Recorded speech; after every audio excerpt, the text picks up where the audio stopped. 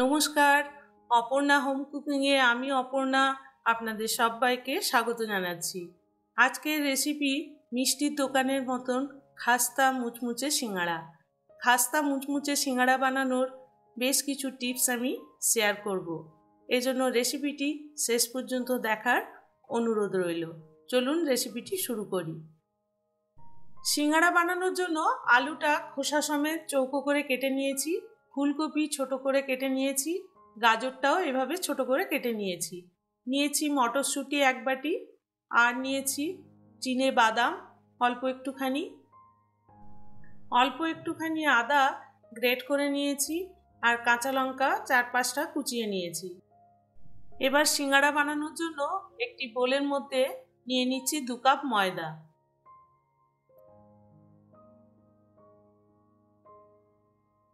এবারে দিয়ে দিচ্ছি স্বাদ অনুযায়ী অল্প একটুখানি লবণ, অল্প একটুখানি কালো জিরে দিয়ে দিলাম। এবারে অ্যাড করছি 2 চামচ ঘি। 2 কাপ ময়দার জন্য দিয়ে দিচ্ছি 2 চামচ ঘি। ঘি দিয়ে খুব ভালো করে ময়দার সঙ্গে আগে মিশিয়ে নিতে হবে। হাতের মধ্যে মুঠো করে যখন দেখবেন এরকম একটি মণ্ড তৈরি হচ্ছে, তখন বুঝবেন ময়নটা একদম ঠিকঠাক হয়েছে। এবার অল্প অল্প জল দিয়ে একটি ডো বানিয়ে নিতে হবে। খুব বেশি নরমও হবে না ডোটা, আর খুব বেশি শক্তও হবে না। এরকম একটি ডো বানিয়ে নিতে হবে। এবার এটা আমি ঢাকা দিয়ে 30 মিনিট রেখে দেবো। 1 চামচ ধনে, হাফ চামচ জিরে, আর 1 চামচ মৌরি, গোটা লঙ্কা, দারুচিনি, ছোট এলাচ, গোলমরিচ, 2টো তেজপাতা দিয়ে একটা রোস্টেড মশলা বানিয়ে নেব।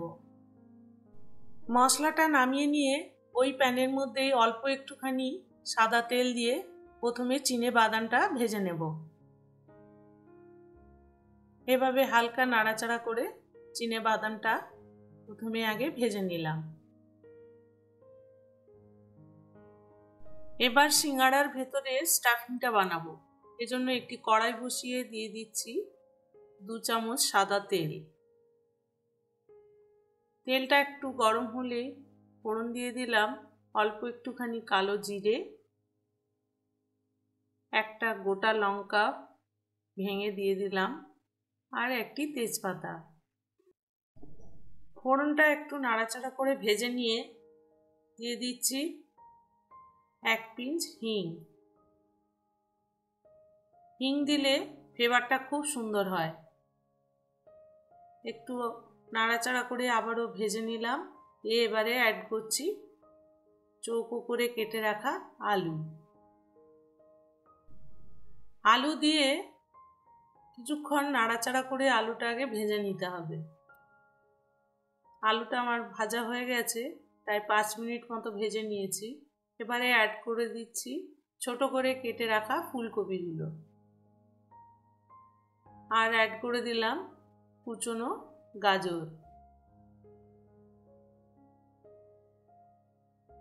আবারও ভালো করে নাড়াচাড়া করে সমস্ত সবজি একটুখানি ভেজে নিলাম, দিয়ে 2 মিনিটের জন্য ঢাকা দিয়ে দিচ্ছি।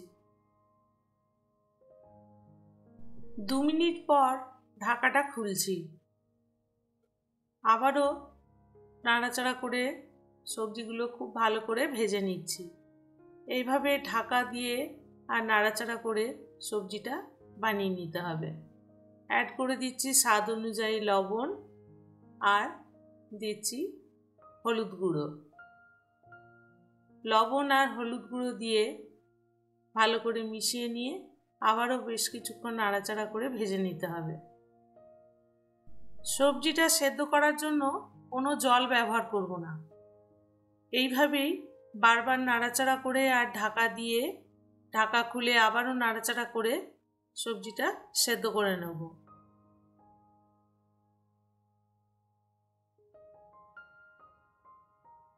এবারে অ্যাড করে দিচ্ছি মটরশুঁটি।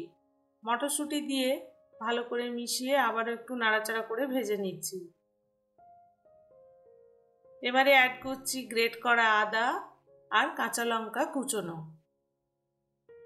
আদার ফ্লেভারটা সিঙ্গাড়াতে খুব ভালো যায়, এজন্য আদাটা একদম শেষের দিকেই অ্যাড করবেন, এতে ফ্লেভারটা খুব ভালো থাকবে। খুব ভালো মতন মিশিয়ে নিয়ে আবারও ঢাকা দিয়ে দিলাম 2 মিনিটের জন্য। 2 মিনিট পর ঢাকাটা খুলছি। এবারে অ্যাড করছি 1 চামচ চিনি। সিঙ্গাড়ার স্টাফিং হালকা একটু মিষ্টি মতন হয়, এজন্য 1 চামচ চিনি অ্যাড করলাম। এবারে অ্যাড করে দিচ্ছি রোস্টেড মশলা, যে মশলাটা আগেই আমি ড্রাই রোস্ট করে গুঁড়ো করে রেখেছিলাম। খুব ভালো মতন আবারও মিশিয়ে নিচ্ছি।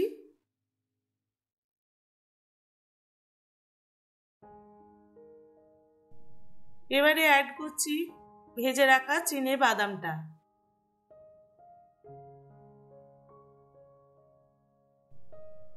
বাদামটা খুব ভালো মতন মিশিয়ে নিয়ে এবারে অ্যাড করছি 1 চামচ কসুরি মেথি। হালকা ড্রাই রোস্ট করে গুঁড়ো করে ছড়িয়ে দিলাম। কসুরি মেথি দিয়ে খুব ভালো মতন মিশিয়ে নিয়ে এবারে অ্যাড করে দিচ্ছি 1 চামচ আমচুর পাউডার। আমচুর পাউডার দিলে টেস্টটা কিন্তু খুব ভালো হয়। তৈরি হয়ে গেল সিঙ্গাড়ার ভেতরের স্টাফিং। ফাইনালি অ্যাড করে দিলাম 1 মুঠো ফ্রেশ ধনেপাতা, দিয়ে এটা ঠান্ডা করে তারপর সিঙ্গাড়াগুলো বানাবো। এবার সিঙ্গাড়াগুলো বানাবো, এজন্য ময়দাটা আবারও খুব ভালো মতন মেখে নিচ্ছি। খুব ভালো করে ঠেসে একটু মেখে নিয়ে লেচি কেটে নেব। লুচির থেকে একটু বড় আর রুটির থেকে একটু ছোট সাইজ লেচিগুলো কেটে নিতে হবে। একটা লেচি নিয়ে চপিং বোর্ডের উপর রেখে অল্প একটুখানি শুকনো ময়দা ছড়িয়ে দিলাম, দিয়ে ঠিক রুটির মতন আগে প্রথমে বেলে নিতে হবে। রুটির মতন গোল বেলার পরে এইভাবে লম্বা করে টেনে টেনে একটু বড় করে বেলে নিতে হবে। এই কারণে আমি এটি চপিং বোর্ডের উপর বেলছি, কারণ চাকির উপর বেললে এইভাবে লম্বা করে ঠিক ভালো বেলা যায় না। বেলা হয়ে গেলে এইভাবে একটি ছুরি দিয়ে দুভাগে সমান ভাগে রুটিটা কেটে নিতে হবে। রুটিটা এরকম পাতলা করে বেলে নিতে হবে, খুব বেশি মোটা বেলা যাবে না। তারপর একটি ভাগের সাইডে একটু জল লাগিয়ে এইভাবে ফোল্ড করে নিতে হবে। নিচের অংশটা খুব ভালো করে আটকে দিয়ে তারপর মাঝের অংশটাও খুব ভালো করে চেপে আটকে দিতে হবে। ঠিক এরকম একটি চোঙের মতন বানিয়ে নিয়ে তার মধ্যে স্টাফিংটা ভরে দিতে হবে। স্টাফিংটা ভরা হয়ে গেলে আবারও মুখের চারপাশে অল্প একটুখানি জল লাগিয়ে তারপর সিঙ্গাড়াটা মুড়ে দিতে হবে। মোড়ার সময় পিছনের অংশটা একটা এইভাবে ভাঁজ দিতে হবে। ভাঁজ দিয়ে তারপরে যে জায়গাটা ফোল্ডটা মোড়া হয়েছে ঠিক সেই জায়গাটায় প্রথমে আগে চাপ দিয়ে মুড়ে নিয়ে তারপর পুরো মুখটা খুব ভালো করে সিল করে দিতে হবে। পিছনের অংশটাও খুব ভালো মতন সিল করে দিতে হবে। এবারে রুটির যে আরেকটি অংশ পড়ে আছে সেটা দিয়েও আরেকটি বানিয়ে দেখিয়ে দিচ্ছি। এভাবে সাইডটা একটু জল লাগিয়ে নিতে হবে, তারপর বাঁ হাতের আঙুলের মধ্যে নিয়ে এইভাবে ফোল্ডটা করে নিতে হবে। খুব ভালো মতন করে দুটি অংশ সিল করে দিতে হবে। এই মাঝখানটি খুব ভালো মতো সিল করতে হবে। করা হয়ে গেলে তারপর এইভাবে পুরটা খুব ভালো মতন ভরে নিয়ে ভালো মতন একটু চেপে দিতে হবে। মুখের চারদিকে আবারও একটুখানি জল লাগিয়ে পিছনটা আগে ভাঁজ দিয়ে তারপর মুখটা সিল করে দিতে হবে। যেখানটা দুটি অংশ জয়েন্ট হয়েছে আর পিছনের ভাঁজটা ঠিক একই জায়গায় যেন এসে সিল হয়। সমস্ত সিঙ্গাড়াগুলো আমি তৈরি করে নিলাম। এদিকে তেল গরম করতে দিয়ে দিয়েছিলাম।